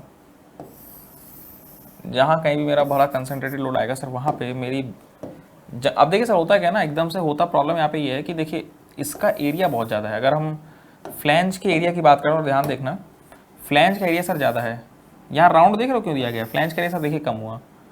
अब देखिए अचानक सर यहाँ एरिया एकदम से कम हुआ, जब आप फ्लैंज से वेब में आते हैं तो आप देख सकते हैं एरिया एकदम से कम हो रहा है। भाई लोड तो आपका पी वही है, एरिया से डिवाइड करेंगे तो स्ट्रेस मिलेगा। अब फ्लैंज का एरिया सर क्योंकि बहुत ज़्यादा है, और वेब में अगर आप देखें तो एरिया वेब का अचानक से घटता है बहुत तेज़ी से, एरिया एकदम से कम होता है, स्ट्रेस एकदम से बढ़ता है। तो यहाँ जो आप जंक्शन देख रहे हैं, इस जंक्शन में बड़ा ज़्यादा स्ट्रेस कंसनट्रेटेड होगा, और अच्छा है कि राउंड दिया है, राउंड देने से सर स्ट्रेस धीमे धीमे ट्रांसफर होगा। अचानक से करते, अगर हम लोग अचानक से ये करते हैं ना तो यहाँ पे और ज़्यादा स्ट्रेस आता और मुड़ने की संभावना बनती है। इस वजह से सर यहाँ पे एक हम देख सकते हैं, इस वजह से अचानक से यहाँ पे स्ट्रेस कंसंट्रेट रहता है, तो इस वजह से यहाँ पे हमको बकलिंग देखने को मिलती है, ये मुड़ जाता है साइड में। बात समझ में आ रही है? ये सिर इसलिए मुड़ रहा है क्योंकि जो लोड है वो इतना ज़्यादा है सर, वो लोड इतना ज़्यादा है और एरिया अचानक से कम हुआ तो स्ट्रेस इतना ज़्यादा कंसंट्रेट हो गया, इतना ज़्यादा स्ट्रेस कंसंट्रेट हो गया कि आपकी जो वेब है वो संभाल नहीं पाई, अचानक से मुड़ गई। इसी को हम लोग बोलते हैं वेब क्रिपलिंग।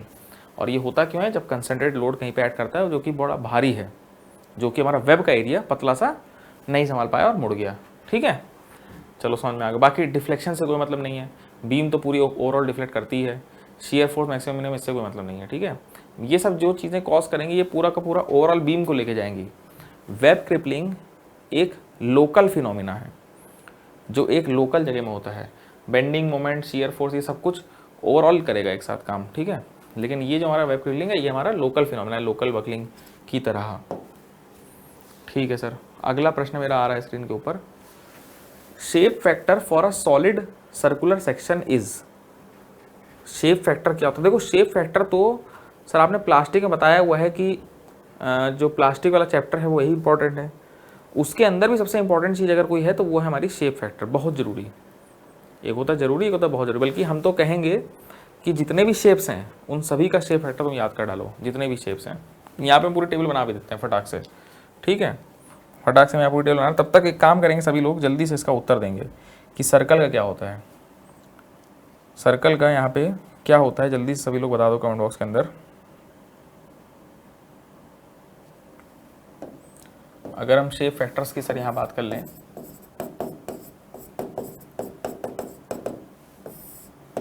सभी का शेप फैक्टर यहाँ पे बढ़िया से लिख लिया जाएगा सर। ठीक है, शेप फैक्टर बहुत इंपॉर्टेंट है। तो सबसे पहला जो मेरा होता है सर वो होता है रेक्टेंगुलर सेक्शन।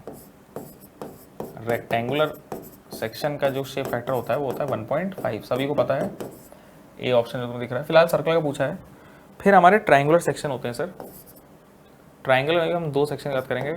एक हमारा ट्रायंगुलर सेक्शन जिसमें वर्टेक्स अपवर्ड होगी, वर्टेक्स ऊपर की तरफ होगी, कोना हमारा ऊपर है, ट्रायंगल सेक्शन है तो कोना ऊपर है, तो इसका हमारा होता है 2.34।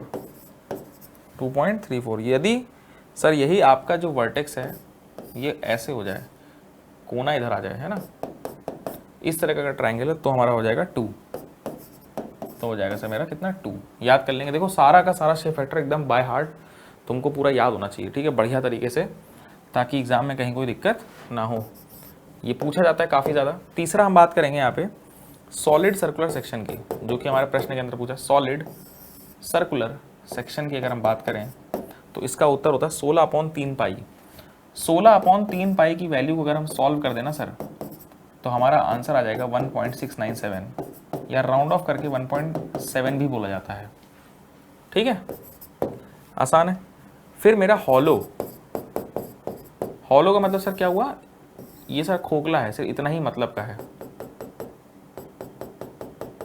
हॉलो सर्कुलर सेक्शन अगर है तो इसका फॉर्मूला सर क्या हो जाएगा, देखो 16/3 पाई तो रहता ही, 1.7 तो रहता ही है, लेकिन ब्रैकेट में 1 - k³ अपॉन 1 - k⁴ इस तरह से लग जाता है। सर k क्या होता है?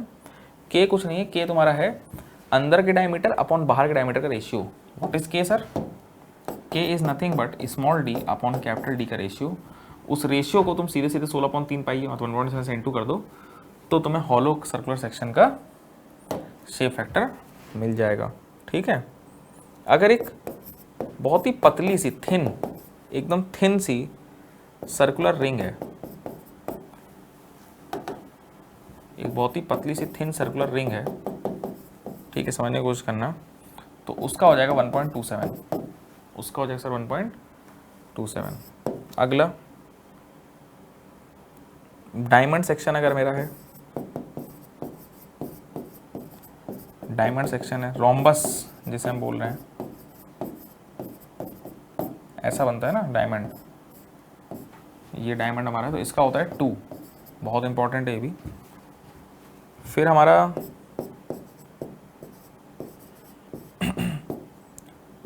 थिन हॉलो रोम्बस ले लो, थिन होलोरोम्बस, पतला होलोरोम्बस अगर है तो ये 1.5 हो जाएगा, 1.5। फिर हमारा टी सेक्शन अगर है, टी सेक्शन अगर है तो टी सेक्शन का हमारा लगभग लगभग 1.9 से 1.95 तक रहेगा। और अगर आई सेक्शन, लास्ट हमारा क्या है, आई सेक्शन, कहाँ जगह बच रही है हमारी आई सेक्शन में, इधर उधर चलते हैं थोड़ा सा, यहाँ लिख देते हैं, चलो 8 अपने हो ही गए हैं, 9th हमारा होता है आई सेक्शन। आई सेक्शन को देखो दो तरीके से रख सकते हैं हम लोग, ठीक है। एक तो हम लोग उसको रख सकते हैं ऐसे, और दूसरा सर उसको रख सकते हैं हम लोग ऐसे। इसमें हमारी होती है मेजर एक्स, मतलब हम यहाँ बोलेंगे कि सर हम आई सेक्शन का शेप फैक्टर निकालें about strong axis, major axis, about major axis अगर हम निकालें तो क्या होगा। और इसमें क्या सर हम ऐसे ही निकालेंगे इसे, अब ये लेकिन वीक एक्सिस होती है, ये स्ट्रॉन्ग नहीं वीक एक्सिस है, अबाउट वीक एक्सिस। ये बात समझ में आई कि नहीं सबको।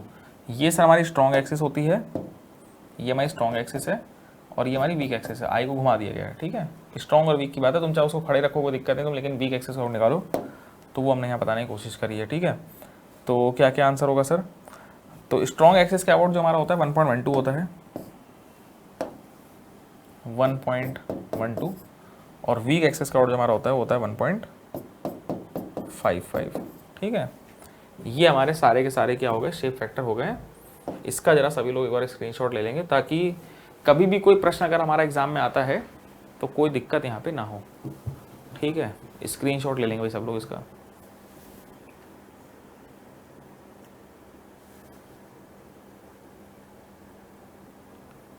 कोई दिक्कत किसी को? बढ़िया, सारे एकदम बाय हार्ट याद कर लो। शेप फैक्टर यहाँ पे हमारा सॉलिड सर्कुलर सेक्शन का पूछा गया है, तो वो हमारा यहाँ पे ऑप्शन क्या हो जाएगा, अब तो बता ही सकते हैं सभी लोग। अब तो उत्तर सब लोग दे ही सकते हैं, क्या हो जाएगा 1.697, सी ऑप्शन यहाँ पे सही हो जाएगा, ठीक है। सी ऑप्शन इसका सही हो जाएगा। बढ़ा जाए भाई, अगले प्रश्न की ओर चला जाए। 74वां प्रश्न हमारा आ रहा है अब। चलो उम्मीद करें कि सभी ने इसको बढ़िया से पूरा लिख लिया होगा यहाँ पे।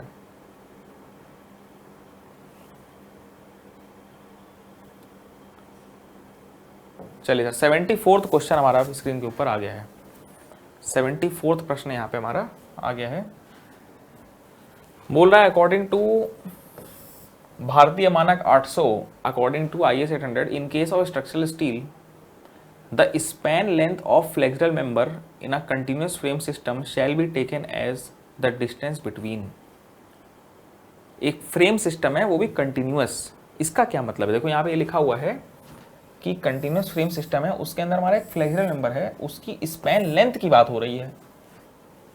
अच्छा ध्यान समझेंगे, फ्रेम सिस्टम का मतलब बताइए सर। पहले देखो ये हमारा फ्रेम होता है,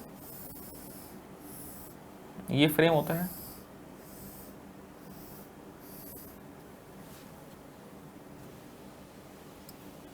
ठीक है सर, ये फ्रेम है आपका।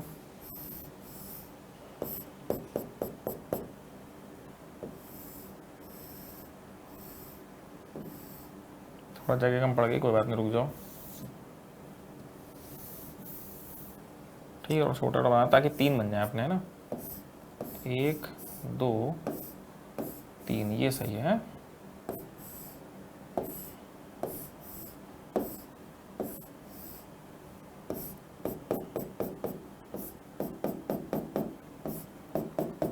ये हमारा फ्रेम है भाई, ये हमारा एक फ्रेम्ड स्ट्रक्चर आपने यहाँ पे सर बना दिया है, ठीक है। पहली बात तो हमको फ्रेम्ड सिस्टम समझ में आ गया। दूसरी बात है कि यहाँ पे कंटिन्यूअस बोला है आपने। कंटिन्यूअस का मतलब क्या है? कंटिन्यूअस का मतलब यहाँ पे ये है कि हमारा मेंबर जो, मतलब कोई भी मेंबर है वो एक सपोर्ट से लेकर दूसरे सपोर्ट तो कंटिन्यूअसली बना हुआ है ना, कंटिन्यूअस है। ये नहीं अलग अलग कि आपने पता ये भी अलग बनाई, ये भी अलग बनाई, ये भी अलग बनाई, तीनों को अलग रख दिया, अलग अलग नहीं, एक साथ पूरा एक लंबाई में गया हुआ है, ठीक है। ये पूरा एक कंटिन्यूअस स्ट्रक्चर है, पहले ये समझ लो। तो ये हमारा कंटिन्यूअस फ्रेम स्ट्रक्चर। अगर मान लो सिर्फ ये बनाया होता, सिर्फ हमने यहाँ पे मान लो सिर्फ इतना बना दिया होता है ऐसा स्ट्रक्चर, तो क्या ये कंटिन्यूस होता? नहीं, सिर्फ एक ही बीम है सर यहाँ पे, ये कंटिन्यूस में नहीं आता, फिर ये हमारा कंटिन्यूस में नहीं आता। तो अगर हम लोग यहाँ पे कंटिन्यूस फ्रेम स्ट्रक्चर ले रहे हैं, उसके अंदर कोई फ्लेक्सिबल मेंबर लेंगे, कोई बेंडिंग मेंबर लेंगे, मान लीजिए हमने ये वाला बेंडिंग मेंबर लिया, जैसे यहाँ पे हम लोग इस बीच वाले मेंबर की बात कर लेते हैं, तो हम लोग का जो इसकी लेंथ होगी, स्पैन लेंथ, वो क्या लेंगे सर? लेटेस्ट से हम लोग यहाँ पे इस फ्लेक्सिबल मेंबर की बात करते हैं, मान लीजिए हमारा मुड़ेगा, ऑब्वियस ज़्यादा इसमें लोड वोड लगेगा तो मुड़ेगा ये, तो इसकी जो स्पैन लेंथ होगी वो क्या ली जाएगी, ये हमारा बोल रहा है प्रश्न। तो पहला ऑप्शन क्या आ रहा है?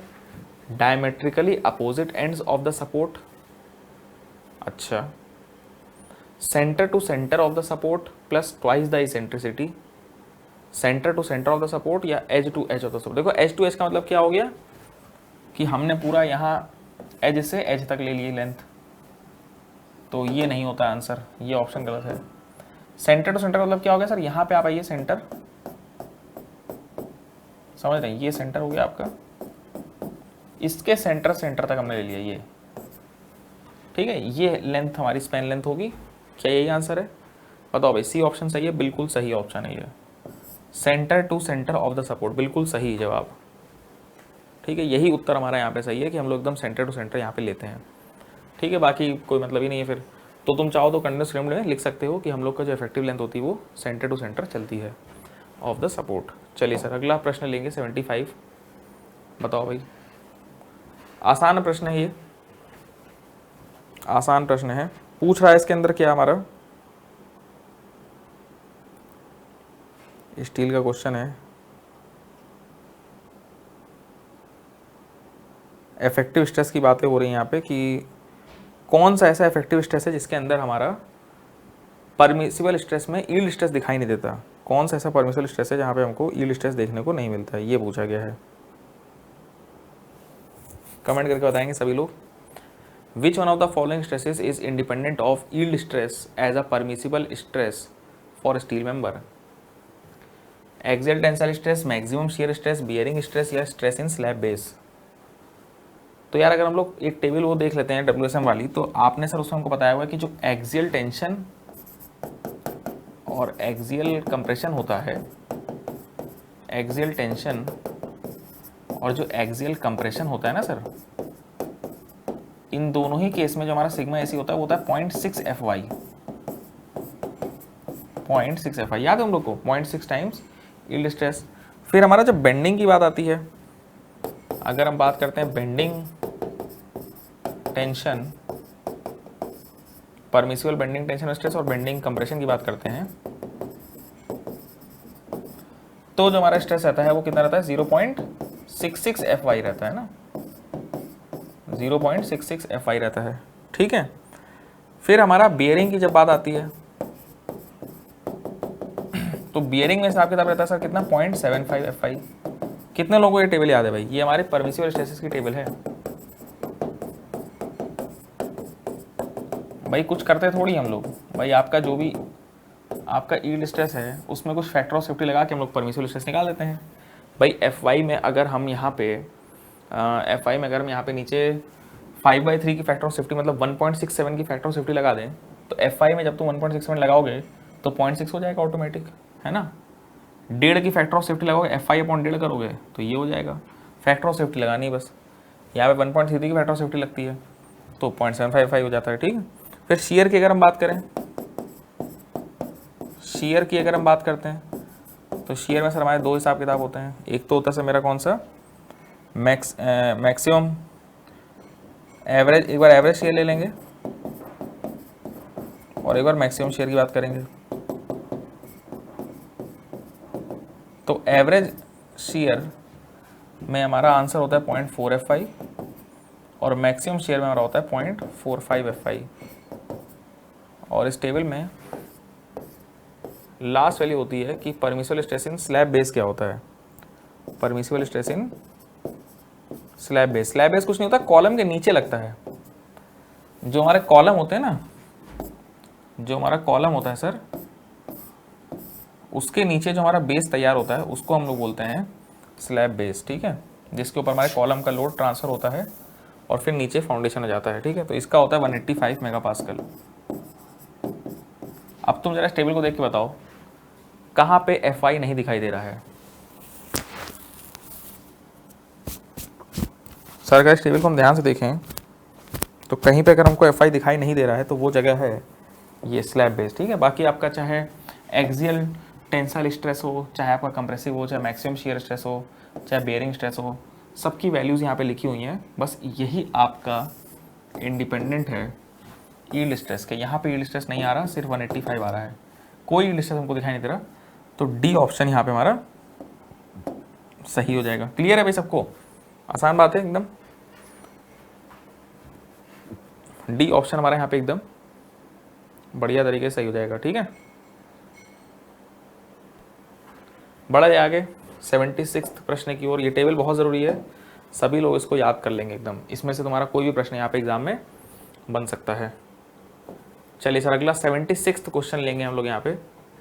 76 76वां प्रश्न हमारा स्क्रीन के ऊपर आ गया। क्या बोल रहा है प्रश्न कि permissible stress to which a structural member can be subjected to is known as.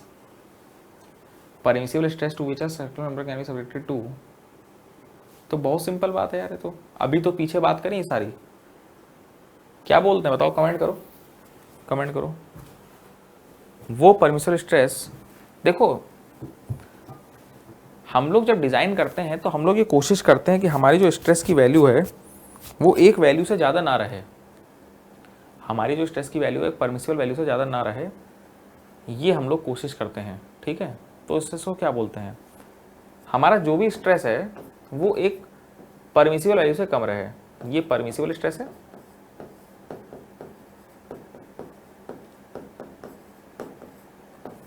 ठीक है, और ये जो मेरा स्ट्रेस है ये मेरा वर्किंग स्ट्रेस है, ये मेरा वर्किंग स्ट्रेस है।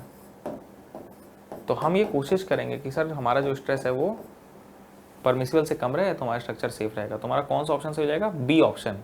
मतलब वर्किंग स्ट्रेस जो हमारा है इसकी मैक्सिमम वैल्यू क्या हो सकती है, इसकी मैक्सिमम वैल्यू हो सकती है सर सिग्मा, बस इससे ज़्यादा नहीं हो सकती। तो यहाँ पे मेरा कौन सा ऑप्शन सही हो जाएगा सर, सही है, बी ऑप्शन सही बता रहे हैं सभी लोग, ठीक है। बी बिल्कुल सही है, इसमें कोई कन्फ्यूजन नहीं कि हमारा जो भी स्ट्रेस है वर्किंग स्ट्रेस उसकी मैक्सिमम वैल्यू परमिसिबल हो सकती है। जैसे फॉर एग्जांपल हम यहाँ पे बात कर रहे थे अभी, ठीक है। अब जैसे मान लीजिए सर FI हमसे बोल भी सकता है कैलकुलेट कर दो। अब हमको पता है सर FI हमारा 250 होता है। अब मान लीजिए किसी मेंबर में टेंशन लग रहा है, तो टेंशन वाले मेंबर में हम इसको सर 0.6 से इंटू कर देंगे। तो जब हमने इसको 0.6 से इंटू कर तो आगे 150। इसका मतलब जिस मेंबर में टेंशन लग रहा है वहाँ पे जो भी स्ट्रेस है वो 150 से कम रहे तो बढ़िया है। मतलब उस टेंशन वाले मेंबर में मैक्सिमम स्ट्रेस जो लग सकता है वो 150 है। तो आपको जो स्ट्रेस रखना है वो 150 से कम रखना है, 150 से कम रखेंगे तो बढ़िया रहेगा, ठीक है। ऐसे ही अगर उसमें बेंडिंग टेंशन तो और अलग निकाल लेंगे, ठीक है। बेंडिंग टेंशन के केस में हम लोग यहाँ पे 0.66 से इंटू करेंगे। तो maximum value where working stress can reach is known as permissible stress, ठीक है। चलिए ठीक है सर, तो आसान था, समझ में आ गई बात। अब हमारा 77वां प्रश्न स्क्रीन के ऊपर आ रहा है। चलो इसको जरा बताएंगे सभी बालक लोग। क्या कह रहा है प्रश्न मेरा कि in the plane shear deformation effect, ठीक है, in the plane shear deformation effect by which concentrated forces tangential to the surface of plate gets distributed over the entire section perpendicular to the load over a finite length of the plate along the direction of load is called. तुम बोलो sir ये क्या लेके आ गए हैं आप।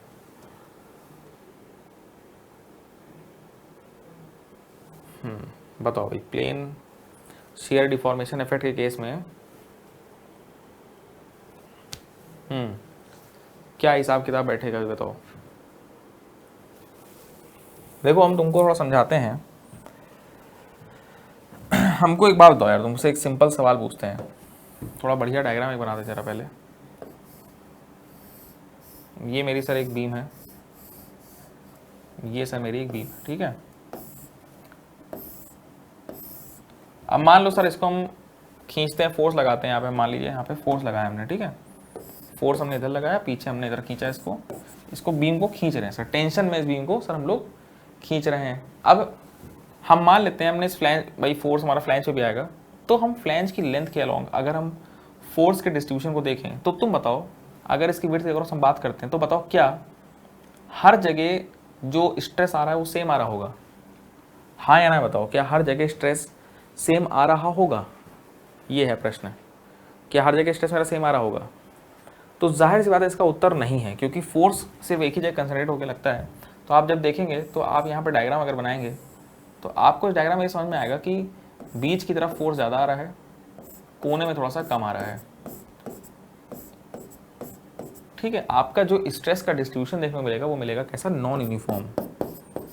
Non uniform stress का distribution देखने को मिल रहा है।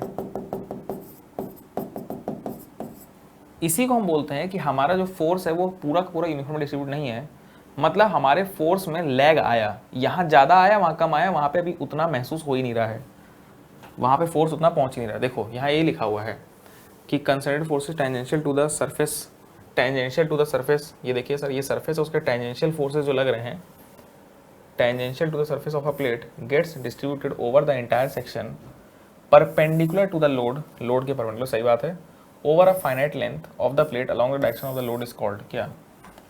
तो ये जो शेयर डिफॉर्मेशन इफेक्ट की वजह से हमारा जो यहाँ पे नॉन यूनिफॉर्म स्ट्रेस डिस्ट्रीब्यूशन दिखता है, इसको हम बोलते हैं क्या? इसको हम लोग बोलते हैं share lag. Angle of repose, point of control fracture, ये शेयर फोर्स, ये सब कुछ नहीं है, ये शेयर लैग कहलाता है। मतलब हमारा जो सर शेयर फोर्स है वो बराबर नहीं रहा, उसमें लैग आ गया, बीच में ज़्यादा और कोने में कम, तो एक लैग देखने को मिल रहा है, यस और नो? ठीक है, एक लैग देखने को मिल रहा है। तो हम यहाँ बोलेंगे कि इस फिनोमेना को सर हम लोग क्या बोलते हैं? Share lag. ठीक है, शेयर स्ट्रेस में यहाँ पे अलग अलग लैग देखने को मिल रहा है। चलिए सर आगे बात करेंगे, हम लोग 78 प्रश्न की बात करेंगे। अगला प्रश्न हमारा यहाँ पे आ रहा है। अगला प्रश्न मेरा क्या बोल रहा है कि ratio of actual length to its effective length to it actual length, ठीक है, of bearing stiffener is called known as. यहाँ पे इफेक्टिव लेंथ और एक्चुअल लेंथ का रेशियो पूछा गया है बियरिंग स्टिफनर के लिए। तो जो बियरिंग स्टिफनर हमारे होते हैं जो कोने में लगते हैं, ठीक है, उनका जो इफेक्टिव लेंथ होता है, भाई देखिए सर एक्चुअली क्या है, आपकी जो प्लेट गर्डर है उसमें कोने में हम लोग यहाँ पे सपोर्ट अपना रहता है और यहाँ पे सर हम लोग बियरिंग स्टिफनर देते हैं। एकदम ये फिक्स करके दिए जाते हैं, तो जब दोनों एंड हमारे फिक्स होंगे तो हमारी जो इफेक्टिव लेंथ होगी वो 0.7 टाइम्स हो जाएगी, सीधे सीधे, है ना। दोनों एंड फिक्स के केस में लगभग लगभग हमारा 0.7 टाइम्स, L/√2 बोल सकते हो तुम, L/√2 वैल्यू होती है, ठीक है, इसकी इफेक्टिव लेंथ। चलिए सर तुम्हारा इसका आंसर हो जाएगा L/√2 मतलब 0.7। ठीक है, आसान बात है, बेसिक क्वेश्चन है एकदम। दोनों एंड फिक्स्ड होंगे तो हमारा कितना हिसाब किताब बैठेगा? सीधे सीधे L/√2 मतलब 0.7L। भाई 1/√2 को तुम डिवाइड कर लो तो 0.7 ही आएगा, कोई इसमें बहुत टफ चीज़ नहीं है।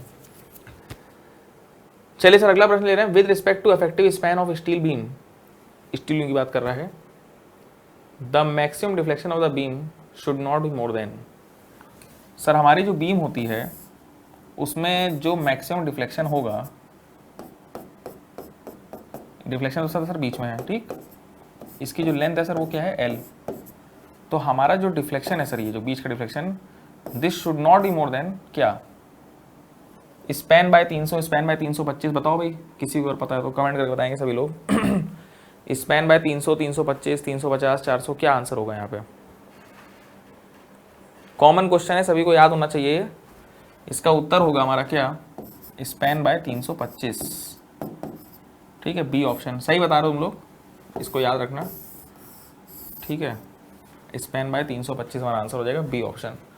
आसान, मतलब ये हमारा कह सकते हैं डिफ्लेक्शन रेशियो कितना है वो है, जैसे आरसीसी में अलग होता है 250 और 350 आता है नीचे नीचे, है ना, दो केस में अलग अलग, जैसे यहाँ पे 325 है, इसको याद रखेंगे।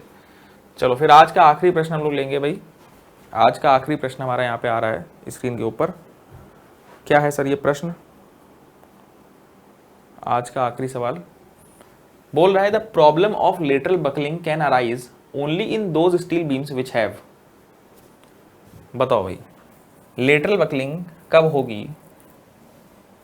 जब moment of inertia about the bending axis larger than the other, फिर स्मॉलर देन द अदर, अगला है फुल्ली सपोर्टेड कंप्रेशन फ्लैंज, और लास्ट में नन ऑफ दीज। कमेंट करके बताएंगे सभी लोग आंसर, आखिरी प्रश्न का उत्तर देंगे। Fully supported compression flange. देखो यार एक बात समझो, तुमको आज एक बात बताई थी, कहाँ गया वो डायग्राम, डायग्राम कहाँ भाग गया सर हमारा, बहुत पीछे चला गया प्रश्न लग रहा है। लेटरल, हाँ ये रहा। देखो भाई ऐसा है, ये जो हमारा ये ऊपर वाला फ्लैंज कंप्रेशन फ्लैंज, नीचे वाला flange tension flange. Compression flange हमारा जो है सर वो जब साइड मुड़ रहा है, अब ये साइड में जब मुड़ता है तो हम साइड में ना मुड़े, लेटरल बकलिंग ना हो, इससे बचने के लिए हम ये जो ऊपर वाला फ्लैंज होता है इसको ऊपर सपोर्ट कर देंगे, ऊपर जो छत आ रही होगी उसमें उसको सर हम लोग एम्बेड कर देंगे। बात समझ रहे हो हमारी? अच्छा, आप ये कहना चाह रहे हैं, यहाँ पे आप कहना चाह रहे हैं कि अगर हम लोग फुल्ली सपोर्ट कर देंगे कंप्रेशन फ्लैंज तो लेटरल बकलिंग होगी नहीं। जैसे मान लो सर ये मेरा कंप्रेशन फ्लैंज है, मान लो ये मेरा कंप्रेशन फ्लैंज है, हमने सर क्या करा, यहाँ पे एक शियर कनेक्टर लगा दिया और ये हमारी छत है सर ऊपर आरसीसी की पूरी। अब तुम खुद सोचो, अगर इसको हम यहाँ पे वेल्डिंग करके ऐसे हमने मान लो छत में यहाँ शियर कनेक्टर जोड़ दिया और ये हमारी कंप्रेशन फ्लैंज है, तो बताओ ये कंप्रेशन फ्लैंज मुड़ेगा साइड में? नहीं मुड़ पाएगा। मान लीजिए सर हमने क्या करा, इस कंप्रेशन फ्लैंज को ही सर आरसीसी बीम के जो आरसीसी की छत है ऊपर उसके अंदर ही सर एम्बेड कर दिया, तो क्या साइड मुड़ पाएगा? तो क्या साइड मुड़ेगा ये? सर बिल्कुल नहीं मुड़ेगा। ठीक है, तो जब हम इस कंप्रेशन फ्लैंज को ऊपर सपोर्ट दे देते हैं, शियर कनेक्टर कनेक्ट करके ऊपर एम्बेड कर देते हैं या फ्लैंज को ही एम्बेड कर देते हैं, फुल्ली सपोर्ट देते हैं, जब फुल सपोर्ट दे देंगे कंप्रेशन फ्लैंज को तो नो लेटरल बकलिंग होगी। भाई ऊपर वाली चीज जो मुड़नी थी वही आपने ऊपर लगा दी, सपोर्ट दे दिया उसे, नो लेटरल बकलिंग। कब होगी? जब हम उसे सपोर्ट ना दें, जब अनसपोर्टेड हो, जब अनसपोर्टेड होगी तब हमारा यहाँ पे लेटरल बकलिंग होगी। अनसपोर्टेड में लेटरल बकलिंग होती है। कब होती है? तब होती है जब आप ये देख सकते हैं कि हमारी जो बीम है माइनर एक्सिस उसके अबाउट मुड़ जाती है। जब moment of inertia about the bending axis smaller than the other होगा, एक एक्सिस का स्मॉल होगा, तो उसके अबाउट सर हमारी बीम साइड में मुड़ जाएगी, साइड में मुड़ जाएगी। ठीक है, तो हमारा यहाँ पे बी ऑप्शन एकदम सही हो जाएगा। आई होप ये तुमको बढ़िया सा समझ में आ गया है। भाई देखिए जो लार्जर एक्सिस है उसका तो सीधे सीधे बेंडिंग नीचे होगी, लेकिन जो हमारी माइनर एक्सिस की और बेंडिंग हमारी साइड में होगी, साइड में हमारी बीम मुड़ती है। ठीक है, तो इस सी तो ऑप्शन बिल्कुल हो नहीं सकता, डी भी नहीं होगा, तो इसमें हमारा बी ऑप्शन सबसे बेहतर लग रहा है। तो आई होप तुमको यहाँ पे ये बात समझ में आ गई होगी। अगर हमारी जो माइनर एक्सिस है वो भी स्ट्रॉन्ग है, उसके अंदर भी मोमेंट ऑफ इनर्शिया बहुत ज़्यादा है, तो साइड में बकलिंग तब भी नहीं होगी, क्योंकि जो हमारा मोमेंट ऑफ इनर्शिया होता है वही बेंडिंग के प्रति रेजिस्टेंस लाता है। अब मोमेंट ऑफ इनर्शिया ज़्यादा होगा तो साइड में भी बेंडिंग नहीं होगी, लेटरल बकलिंग भी नहीं होगी। ठीक है, बात समझ में आ रही होगी।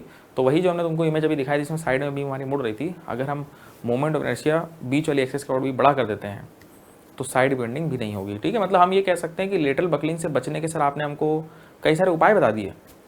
एक तो आपने बता दिया कि मोमेंट ऑफ इनर्शिया जो बीच वाली एक्सिस है उसके और बढ़ा दो, पहला कि वीक नहीं होनी चाहिए वो एक्सिस।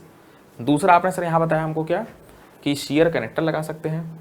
तीसरा आपने बताया कि कंप्रेशन फ्लैंज को ही ऊपर वाली जो रूफ सिस्टम है उसमें एम्बेड करा दो। एक तरीका और होता है वो भी तुमको बता देते हैं हम लोग ये भी कर सकते हैं कि हमारा मान लो ये एक आई बीम है, दूसरी आई बीम है, इसके बीच में हम लोग यहाँ ब्रेसिंग वगैरह दे सकते हैं, क्रॉस ब्रेसिंग ऐसे दे दो। अब वो बस तुम जो इसको ऐसे क्रॉस ब्रेसिंग कर दोगे तो बताओ ये वाली जो फ्लैंज है ये साइड में मुड़ेगी।